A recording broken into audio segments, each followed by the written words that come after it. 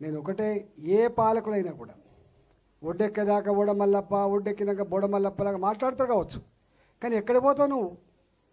తొండ పరుగు ఎనుగుల దాకానే, గుర్తుపెట్టుకో బాబు, తొండ పరుగు ఎనుగుల దాకానే. ఎవరి పరుగైనా 5 ఏళ్ళే కదా మనం మోసం చేసింది. 5 ఏళ్ళు దబాయిస్తారు కావచ్చు, 5 ఏళ్ళు అధికారాన్ని చెలాయిస్తారు కావచ్చు, తదుపరి ఎక్కడికి పోవాలి? మళ్ళీ రావాల్సిందే కదా. ఎక్కడ పోయినవే కుమారస్వామి మీ సంఘం మాకు మద్దతు ఇస్తావా లేవా? ఎక్కడ పోయినవే వెంకన్న మద్దతు ఇస్తావా లేవా? నీకేం కావాలని చెప్పి అన్నీ చేసి పెడతాం, రావే అంటారు. అంటే అవసరం ఉంటే ఎట్లా మాట్లాడతారు, అవసరం తీరితే ఎట్లా మాట్లాడతారు అనేది మనం ఇప్పుడు 10 ఏళ్ళు వెయిట్ చేయాల్సి అక్కర్లేదు. జస్ట్ 6 నెలల్లో 7 ఏళ్ళు తెచ్చిపోతాను. అంతకుముందు వంగి వంగి దండం పెట్టోడు, మన ఇంటికి వచ్చి మాట్లాడేటోడు, మనం వాళ్ళ ఇంటికి పోతే దండం పెట్టాడు. ఇప్పుడు దండం పెట్టే ప్రసక్తి లేదు.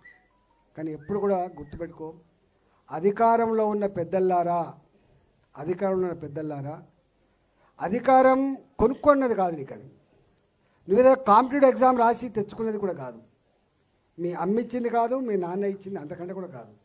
మా ప్రజలు వాళ్ళ ఆత్మను ఆవిష్కరించి మా అంబేద్కర్ రాజ్యాంగం సాక్షిగా నా ఓటు వేస్తే నీకు పుట్టిన పదవే నీ ఎమ్మెల్యే పదవి, నీ ఎంపీ పదవి, నీ ముఖ్యమంత్రి పదవి. దానికంటే భిన్నంగా కూడా నువ్వు చెప్పు. మా వాళ్ళు అంటేనో కాంపిటేటివ్ ఎగ్జామ్స్ పెట్టి రాస్తే వచ్చింది ఉద్యోగం. నీకెట్లా వచ్చింది? మా ఓటు ఎంత వచ్చింది? ఇది నీ స్వయంభు, అది నీ స్వయంభు కాదు, అది అది వాళ్ళు ఇస్తే వచ్చింది.